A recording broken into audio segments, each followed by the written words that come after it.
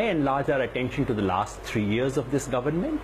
And the simple fact is that when this government took over, since then the crude oil prices have nearly halved. They were about $106 then, they're about $53 now.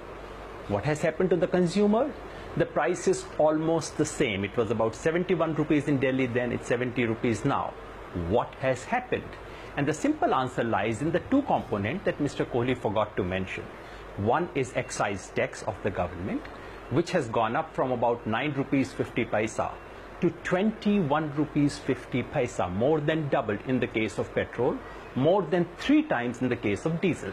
Similarly, the VAT imposed by the state governments has also gone up by 3 or 4 rupees.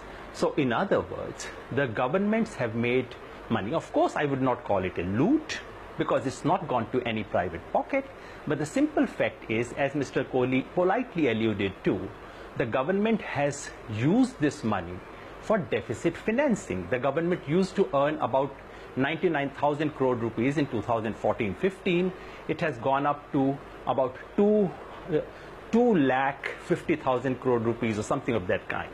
So they have actually earned additional 1,50,000 crore rupees on the basis of the fall in crude oil prices, which have not been passed on to the consumer. Now the question is it good? Is it bad?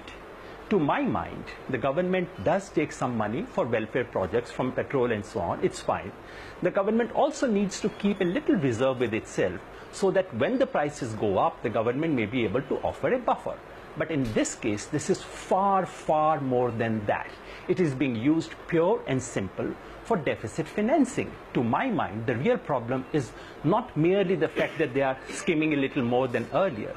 To my mind, the real problem is that this government's economics is so poor that they are making the petrol and diesel consumers pay for their own economic follies.